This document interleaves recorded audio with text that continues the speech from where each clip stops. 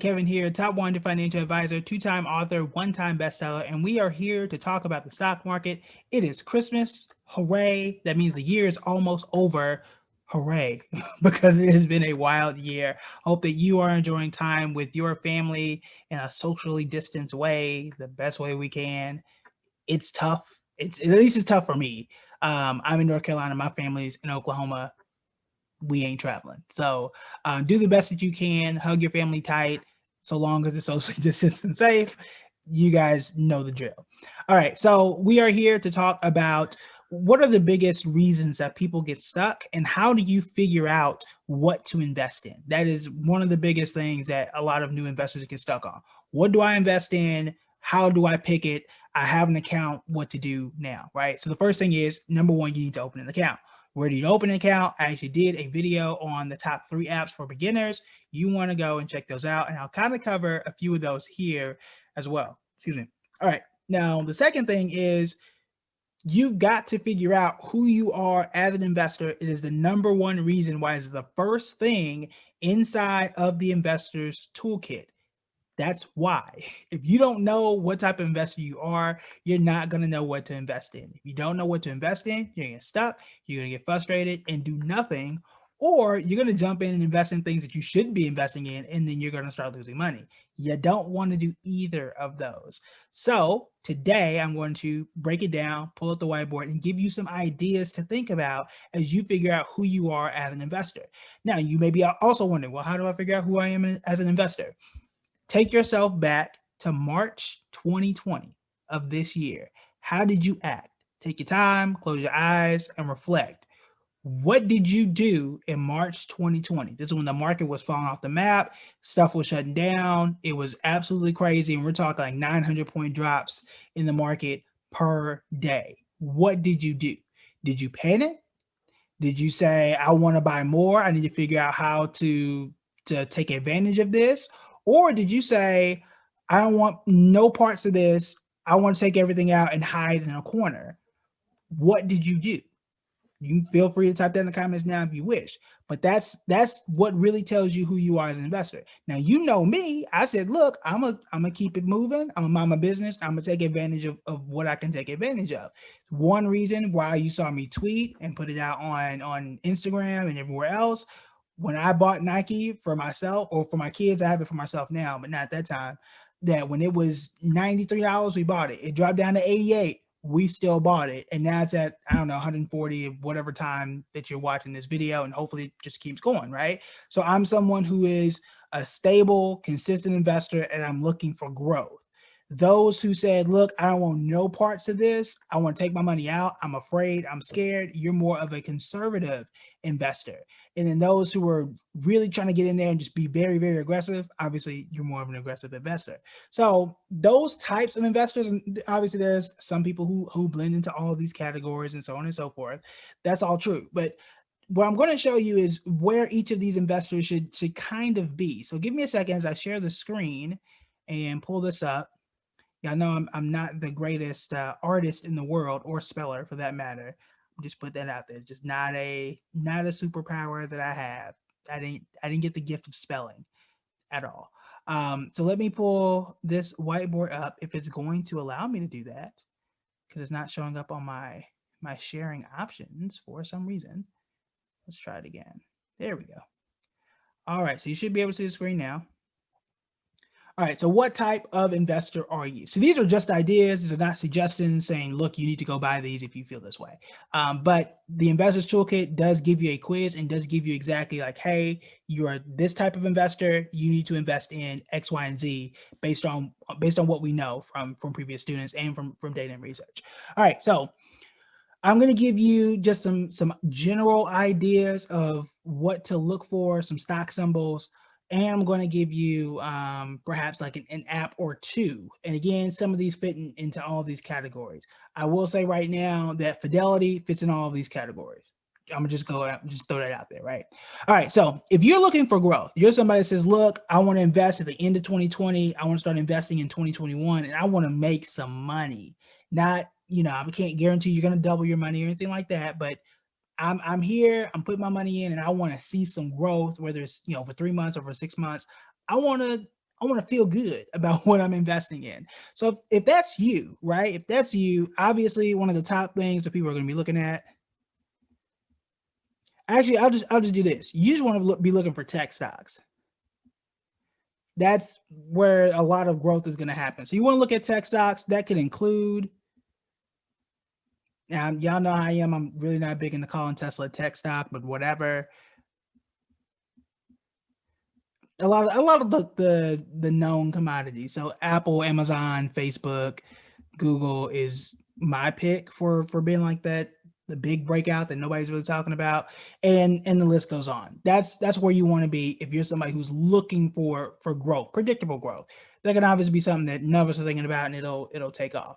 Now, none of this is to say that we know 100% that either of these are, can Tesla really do another 600 or 700% gain in 2021? I don't know, man, but it's been good the last 3-4 years, so maybe so. We'll see.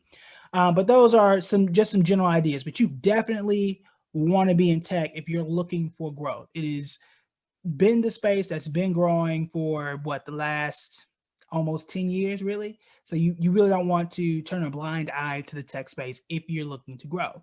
Now, stable investors are those that say, look, I want to grow my money, but I really want to play defense. I don't want to lose. That is my big thing. There's no right or wrong answer here, but I don't want to lose money. I want to, get a little bit of something. If it grows 10, 15%, great. But if I can get 4, 5, 6%, get a stable dividend or something, I'm okay. I'm okay with that. It doesn't need to be a race car, right? So for that, in my mind, I'm looking at stuff. I'm looking at more defensive stocks. So that could be a Walmart. That could be a Costco. That could be a Procter and Gamble. It could be a Clorox. You need to buy this stuff anyway. You may even throw a Nike in there. Nike is usually pretty solid. It fell earlier. Well, most stocks fell earlier this year. That's where I would look. You can also look into a lot of REITs. I'm just going to put the word REITs. And this is the advantage of, I'm just going to put a star here because it's not a stock symbol. Somebody's going to look at this and not watch the video and say, REITs is not a stock. I know it's not a stock. It's an acronym, Real Estate Investment Trust. If you watched yesterday's video, you know that. The reason I say that is because some people will just I don't know, take a screenshot or something and not watch or listen to the video with the actual volume on, be like, you made a mistake. And it's like, I'm not perfect, but that wasn't one of them.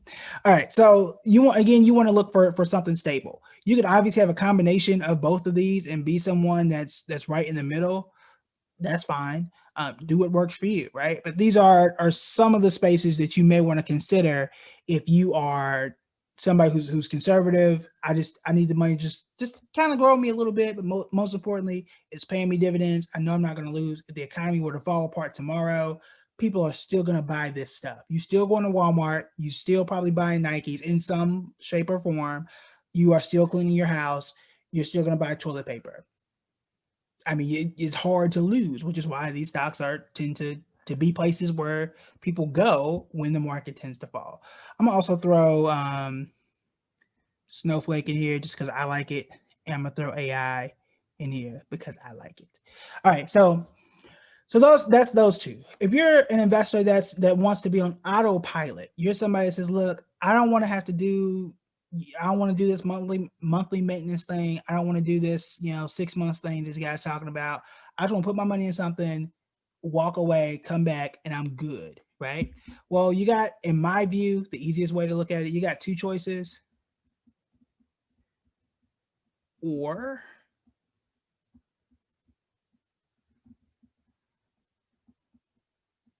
all right, so what this is, these are two ETFs that track the U.S. stock market.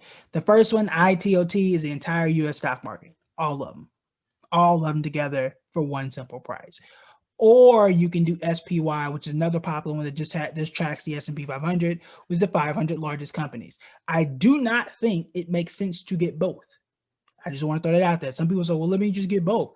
I don't know why you would do that, because the top 500, the S&P 500 is going to be contained in this anyway. So it really if anything, you're gonna be getting two of the exact same things. It really doesn't make you much different. It doesn't make you any more money. I don't think it loses you any more money either. It just is repetitive. So there's really no point in doing that. Now I put and B and D. It's supposed to be a D. This is a bond fund. This is going to be close to that. I wouldn't say similar. It's pretty close to that. It's not going to make you a whole bunch of money, but it is going to protect you. The older you get, the more of these types of investments you want to consider. It is a bond ETF. Bonds are loans that we make to companies or cities or states. They pay you back an interest rate, and I'm just leaving it at that. We can do a whole episode on what those are. But basically, again, you're going to need this in some capacity. So either you're going to get 90% here and 10% here, or whatever works for you. We talked about it before. You figure out what your mix is, and that's where you're going to go. I have some bond funds. I don't think it's this stock symbol exactly. I haven't memorized that one. But you're going to need it. It's boring, but it's going to be on autopilot. It doesn't matter what you have, especially if you're 30, 40, 50 and above. You got to have some of this in some way. And when I say this, I mean something similar. So even if I've got this, I want to have some B and D anyway. Even if I've got growth, I want to have some of this anyway. Again, the percentage, we call this, allocating or weight. You decide that for yourself, but you want to have some bonds just in case to kind of balance you out. The older you get, the closer to retirement, the more of that you're going to need. All right, and then lastly, and I think my face is in the way, if you want to be aggressive, which means you want to really try and do what you can to make as much money as possible, to grow your money aggressively, you want to look for options. Options are not for everybody. You really want to be very heavy into tech. I really think this is probably the best option for you. Is option and on whatever stock you want to try and go for. But again, if you're trying to be aggressive, which again is not for everybody, you want to go to options. You might want to consider Bitcoin. I'm just going to put crypto. Again, I'm more confident in cryptocurrencies than I've ever been before in the past. The reason is we've seen a lot more big money get into the space. The Cash Apps, the PayPals. I think JP Morgan or somebody is launching some stuff.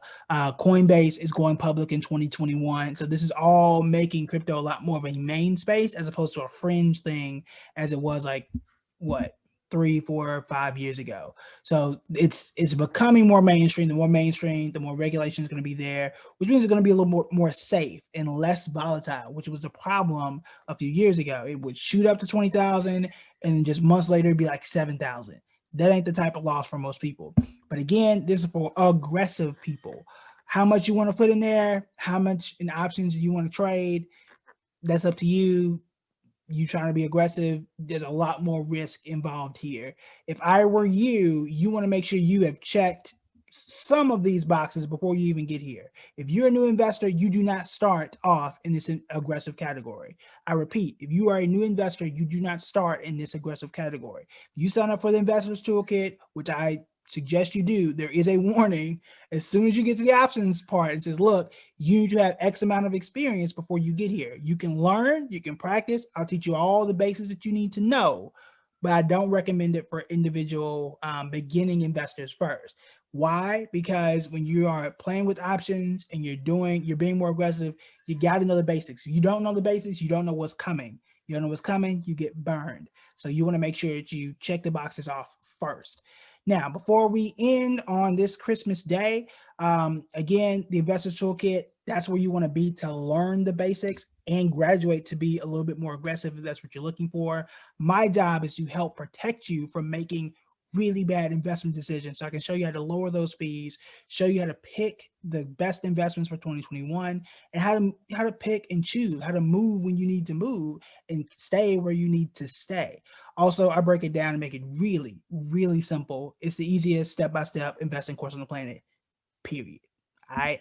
All right. So that's enough for me. I will talk to y'all later. Merry Christmas to all. I will see you on Monday. Make sure you hit the like button, hit the share button. I want to try and get this to at least 10 shares. That's it. That ain't a whole lot. Just hit the share button. It's totally free. And then make sure that you hit the link to the Investors Toolkit. That link will be above or below, depending on where you're watching this. All right. Talk to y'all later.